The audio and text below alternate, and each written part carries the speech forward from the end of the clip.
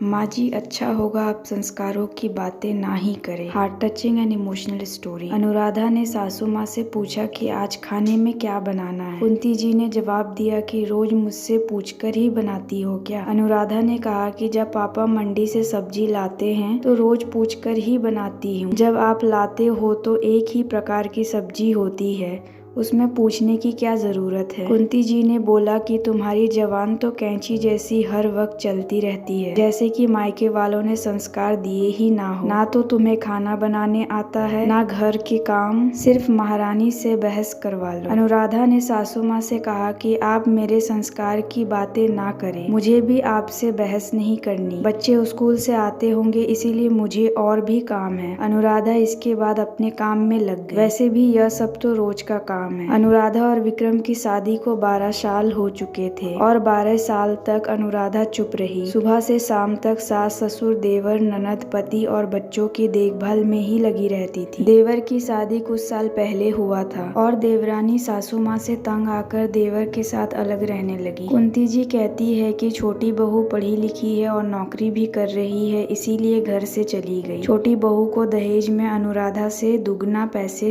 लेकर आई थी और उसके पिता और भाई भी सरकारी नौकरी करते हैं। अनुराधा सारे तानों और मुसीबतों का सामना करते हुए भी समर्पित रहकर अपने परिवार की जिम्मेदारी निभाई। दूसरी तरफ बेचारी अनुराधा गरीब परिवार से थी। उसके पिता एक किसान थे, एक भाई वो भी मानसिक रूप से ठीक नहीं था। इस वजह से बेचारी को हमेशा ताना सुनने पड़ते थे। जब अनुराधा शादी करके आई, विक्रम ने उसको समझाया कि मेरे छोटे भाई बहन को तुम अपने बच्चों जैसा समझना, इनकी शादी तक सारी जिम्मेदारी हमें ही निभानी है। अनुराधा भी विक्रम की बातों को निभाती रही। उसने देवर और ननद को अपने बच्चों से भी ज्यादा प्यार किया। उनके खुद के बच्चे शादी के 10 साल बाद हुए, क्योंकि विक्रम को लगता था कि कहीं मेरी भाई बहन की तरफ अनुराधा का ध्यान कम ना हो जाए। वैसे तो विक्रम अनुराधा को बहुत प्यार करता था। विक्रम के सहारे अनुराधा कुंती जी की कड़वे बातों प्यार से पी जाती थी। 2 साल पहले ननद की विदाई हो गई,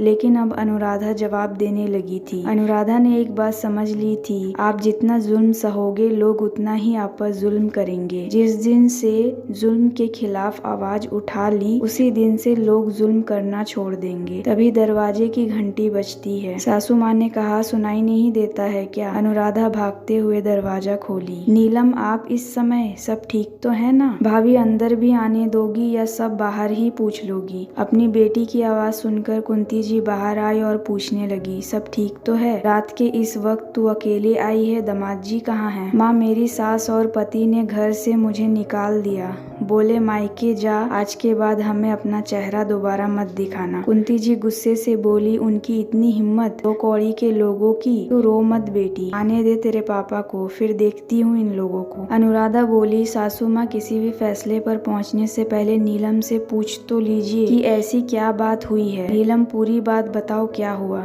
वैसे तो जीजा जी सुलझे हुए और सरल स्वभाव के हैं, मुझे नहीं लगता कि वे बेवजह आपके साथ ऐसा करेंगे। कुंती जी बोली, हाँ, तुझे तो नीलम ही गलत लगेगी। फिर भी अनुराधा पूछती रही, नीलम बताओ क्या बात है? नीलम रोने लगी और बोली, भाभी मेरी कोई गलती नहीं, मैंने बस इतना कहा मैं किटी पार्टी जा रही हूँ, मम्मी का खाना नौकरानी बना देगी, कोई भी जरूरत हो तो बता देना। इतने में ही आपके जीजा जी बरस पड़े। माँ की तबीयत कितनी खराब है और ऐसे रोज रोज बाहर जाकर पैसे खर्च करना मुझे पसंद नहीं। अब बताओ, उनकी माँ तो हमेशा ही बीमार रहती है, तो क्या मैं अपनी जिंदगी जीना छोड़ दूं? तुम्हारे फालतू के खर्चे इतने हो गए हैं, मुझे छोटी बहन की शादी भी करानी है, इन सब चीजों के लिए मेरे पास पैसे नहीं है। मैंने भी कह दिया, कंगालों के घर में शादी हुई है मेरी, मेरा तो कर्म ही फूट गई। एक तो बीमार औरत, एक कंजूस पति, कुंवारी ननद के बीच पिसकर रह गई हूँ। अब मैं उस घर में कभी नहीं जाऊंगी भाभी। अनुराधा ने नीलम के आंसू पोंछते हुए बोली, गलती आपकी भी है। कुंती जी ने कहा, ये क्या बोल रही है तू? एक तो ये इतनी परेशान है, ऊपर से तू उसे गलत बोल रही है। यही संस्कार दिए हैं क्या तेरे माँ बाप ने? सासू माँ, आप संस्कारों की बात तो कीजिए ही मत। ये आपके ही संस्कार है जिस कारण नीलम ने इतने अच्छे ससुराल छोड़कर लड़ झगड़ कर यहाँ आई है। अगर संस्कार दिए होते तो अच्छे बुरे की पहचान करना आता। पता है आपको, जब मैं शादी करके आई थी तब आपके भैया ने साफ कहा था, मैं तुम्हें फालतू के खर्चे नहीं दूंगा। मेरे सामने 2 बड़ी जिम्मेदारियां हैं। पिताजी भी बीमार रहते हैं, घर में सिर्फ मैं ही नौकरी करता हूँ। आप लोगों की देखभाल के कारण ही हम लोगों ने कई सालों तक बच्चा नहीं किया। इसके कारण सासू माँ मुझे बांझ होने का ताना कसती थी। जरूर तुझमें ही कोई कमी है, तभी बच्चे नहीं हो रहे हैं। तब मेरे स्वाभिमान को ठेस पहुंची थी। तब मैंने आपके भैया से कहा था, समाज मुझे जीने नहीं दे रहा, आप अपना फैसला बदल दो, एक बच्चा कर लेते हैं। आपके भाई बहन को मैं अनदेखा नहीं करूंगी। तब जाकर मेरी गोद भरी। सारी ख्वाहिशों को मार कर जी रही थी। अगर मैं भी आपकी तरह सिर्फ अपना ही सोचती तो क्या इस घर की स्थिति ऐसी होती जैसी अब है? नीलम, क्या मैंने कभी भी आपको कुछ गलत समझाया? मेरे प्यार में कोई कमी रखी? आप बहुत किस्मत वाली हो जो जीजा जी जैसे इतने समझदार प्यार करने वाले पति आपको मिले हैं। आप यहाँ झगड़ा करके तो आ गई,